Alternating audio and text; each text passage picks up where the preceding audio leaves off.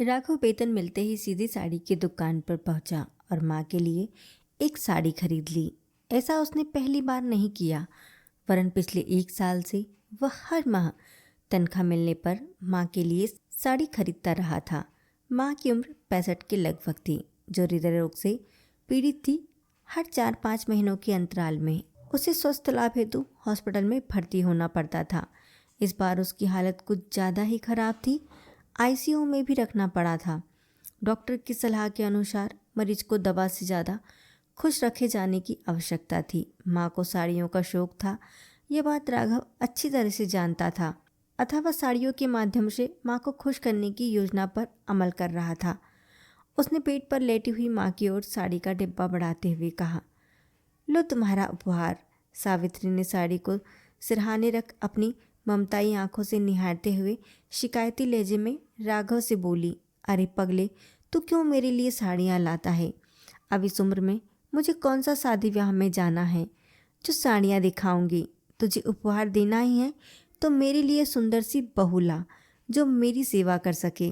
राघव के लिए कई रिश्ते आए, किंतु उसे पसंद न आने के कारण बात कहीं बैठ ना पाई। राघव पढ़ी लिखी के साथ साथ ऐसी लड़की चाहता था जो घर पर माता पिता का भी ध्यान रख सके, किंतु अधिकांशतः ऐसे रिश्ते थे जिसमें लड़कियां आईटी सेक्टर में जॉब में थी। घरेलू कामकाज से कति अछूती व माँ बाप की सेवा का शब्द उनकी डिक्शनरी में कहीं ना था। अतः राघव की पसंद के अनुसार रिश्ता कहीं तय न हो पाया था। सावित्री की बीमारी का एक कारण बेटी की शादी की चिंता भी थी। इससे राघव भी भली भांति समझता था, किंतु वह जल्दबाजी में बिना सोचे समझे किसी रिश्ते के लिए हाँ करने के पक्ष में न था। सावित्री जी ने संदूक से भारी सी बनारसी साड़ी और 1100 रुपये निकालकर राघव के देते हुए कहा कि तू उदयपुर जा ही रहा है तो रजनी की शादी में जाकर हमारी तरफ से तोहफे में दे देना। अब मैं तो बीमारी के कारण जा नहीं पाऊंगी।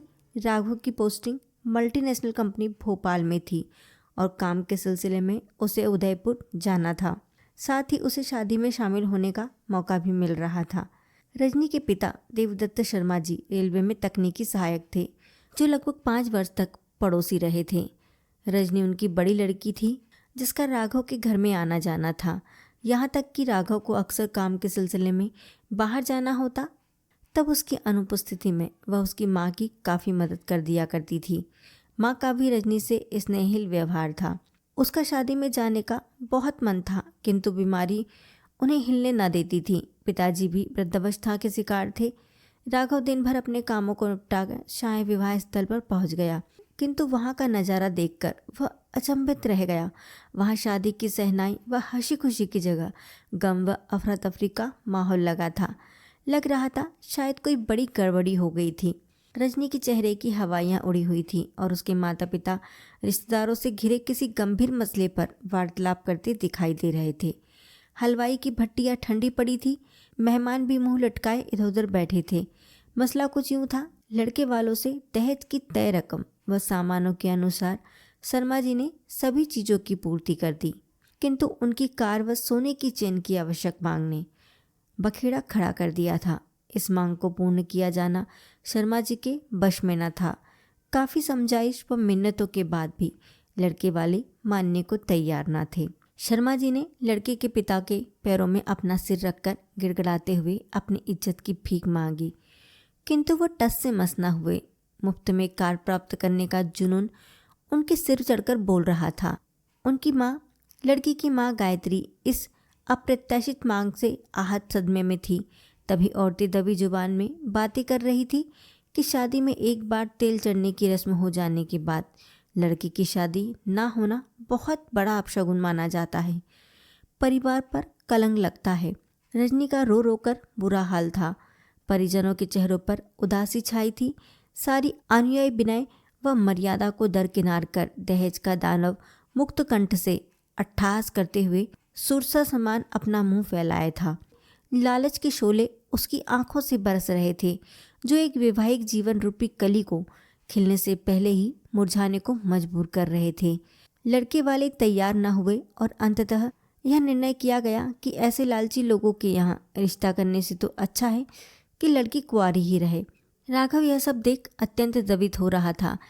ऐसे लालची लोगों पर उसे बड़ा क्रोध आ रहा था, पर उसके बस में कुछ न था। उससे शादी वाले घर की ऐसी हालत देखी न जा रही थी। वह सोच रहा था कि आज लड़की की शिक्षा, शालीनता, सुंदरता, मृदुभाषिता का कुछ विलासिता की वस्तुओं की आगे कोई मोल नहीं है। उसने मन ही मन में ठान लिया कि वह इस दुख की घड़ी में परिवार के साथ खड़ा रहकर अवश्य मदद करेगा। शादी निरस्त होने पर मेहमान भारी मन से अपने प्रस्थान की तैयारी करने लगे। तभी राघव ने लड़की के पिता, जिन्हें कि वह चाचा जी कहकर पुकारता था, को कुछ अलग से बुलाकर उनसे इस विषय परिस्थिति में रजनी से विवाह करने हेतु प्रस्ताव रखा, जिसे सुनकर शर्मा जी अवाक रह गए। उनके कलेजे में ठंडक आ गई। राघव जैसा प्रतिष्ठित घराने का शिक्षित, होनहार व मोटी कमाई वाला लड़का, वह भी इस विकट परिस्थिति में उनका दामाद बन सकता है, ऐसा उन्होंने स्वप्न में भी नहीं सोचा था। उन्हें लग रहा था मानो भगवान स्वयं मानव रूप में उनकी डूबती नैया को पार लगाने उपस्थित हो गए हों। उन्होंने तुरंत रिश्तेदारों के पास जाकर इस विषय पर मंत्रणा की और सभी ने राघव के प्रस्ताव पर मोहर लगा दी। राघव को शीघ्र ही नए वस्त्र धारण करवाकर दूल्हा बना दिया गया। सभी के गमनी दिलों में खुशियां बिजली की तरह दौड़ने लगी। संगीत की धुनें बजने लगी। जो हलवाई शांत बैठे थे, सब हरकत में आ गए। पंडित मंत्रोपचार करने लगे और नियत मुहूर्त पर राघव ने रजनी के साथ विवाह रस्में पूर्ण कर उसे अपनी अर्धांगिनी बना लिया। जो साड़ी माँ ने भेजी थी, उसी को पहनाकर रजनी को विदा कराकर घर ले जा रहा था। भोपाल पहुंचते ही वह स्वप्निक सीधे हॉस्पिटल पहुंचा, जहां माँ भर्ती थी। माँ को देखते ही वह आह्लादित स्वर में बोला, देख तेरे लिए क्या लाया हूँ। रजनी को बहू के रूप में देख पहले तो उसे कुछ समझ नहीं आया, किंतु जैसे ही रजनी ने माँ के पैर छुए, उसे सब कुछ समझ में आ गया। वह खुशी से फूले न समाई। उसकी बीमारी तो जैसे काफूर हो गई। आज बेटे ने उपहार में सुशील बहू जो लाकर दी थी,